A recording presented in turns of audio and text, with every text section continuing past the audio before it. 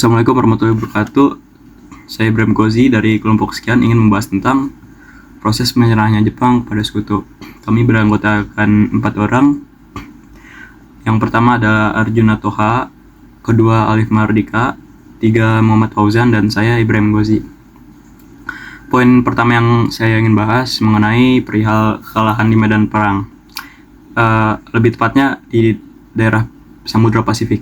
Jadi itu pasukan sekutu berhasil merebut kembali wilayah-wilayah jajahan Jepang di Samudra Pasifik menggunakan taktik leapfrog. Nah, apa sih leapfrog itu? Leapfrog tuh jadinya tuh para sekutu USA dan lain-lain menggunakan taktik di mana mereka merebut pulau-pulau, pulau ke pulau yang dimana jika diakumulasikan dampaknya itu sangat besar. Jadi mereka berhasil merebut kepulauan seperti Okinawa, Iwo Jima, Filipina, dan lain-lain. Jadinya tuh Jepang dampak dari hal tersebut. Pertama, logistiknya hancur total, lebur, dan semangat moral para pasukannya yang menurun drastis. Jadinya tuh kekalahan di Samudra Pasifik menunjukkan bahwa Jepang tuh tidak mampu mempertahankan daerah kekuasaannya lagi, terutama di Samudra Pasifik. Poin kedua yang saya ingin bahas itu penjatuhan bom atom di Hiroshima dan Nagasaki pada tanggal 6 Agustus dan 9 Agustus. Pihak USA menjatuhkan bom atom pertama di dunia, tepatnya di Hiroshima pada tanggal 6 Agustus 1945, dan bom kedua di Nagasaki pada tanggal 9 Agustus 1945. Serangan ini menewaskan ratusan ribu korban jiwa secara langsung dan tidak langsung dalam konteks mereka korban jiwa mati akibat radiasi bom atom.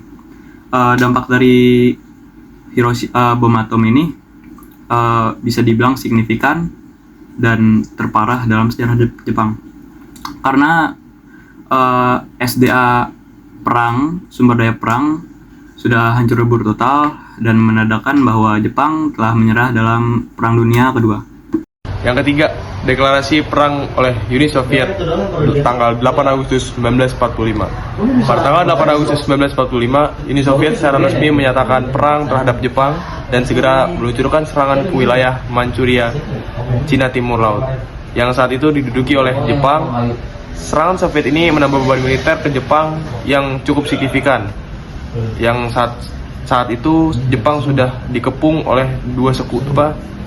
dua negara besar yang memiliki kekuatan tempur cukup besar. Karena menghadapi dua kekuatan besar secara bersamaan ini, Jepang cukup tergoyah pertahanannya. Yang keempat, pertemuan Dewan Perang Tertinggi Jepang tanggal 10 Agustus 1945.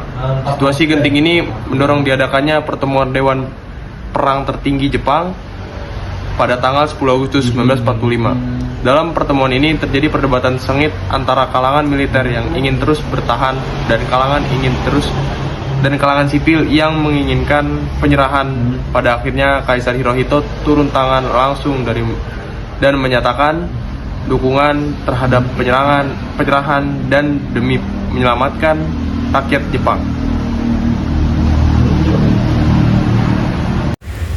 Yang selanjutnya di sini adalah pengiriman sinyal penyerahan ke sekutu. Setelah Kaisar Hirohito menyetujui untuk menyerah, pemerintah Jepang mulai mengirimkan surat kepada pihak sekutu melalui jalur diplomatik yang netral, yaitu melalui kedutaan besar Jepang di Swiss dan Swedia. Dalam pesan tersebut, Jepang menyatakan kesediaannya dalam menerima deklarasi Potsdam secara prinsip, tetapi mengajukan satu syarat penting, bahwa institusi kekaisaran tetap dipertahankan, dengan Kaisar Hirohito tetap diakui sebagai kepala negara dan simbol pemersatu bangsa Jepang. Amerika Serikat dan sekutu pada akhirnya merespons dengan menyatakan bahwa penyerahan dapat diterima asalkan kekuasaan kaisar untuk tunduk pada otoritas panglima tertinggi sekutu. Lalu ada pidato Kaisar Hirohito pada tanggal 15 Agustus 1945. Pada tanggal 15 Agustus, Kaisar Hirohito menyampaikan pidato radio yang dikenal sebagai Gyuken Hoso, atau yang diartikan sebagai siaran suara permata kepada seluruh rakyat Jepang. Ini adalah kali pertama dalam sejarah rakyat Jepang mendengar suara sang kaisar secara langsung. Dalam pidatonya yang disampaikan dalam bahasa Jepang klasik yang sangat formal, kaisar tidak secara eksplisit menyebutkan kata menyerah, namun menegaskan bahwa Jepang akan menerima ketentuan deklarasi Potsdam. Ia mengatakan bahwa situasi perang tidak lagi menguntungkan Jepang dan bahwa rakyat harus menanggung penderitaan yang tak tertanggungkan demi mencapai perdamaian abadi. Pidato ini disambut dengan keheningan, kesedihan, bahkan keputusasaan di seluruh Jepang, menandai akhirnya Perang Dunia II bagi bangsa tersebut.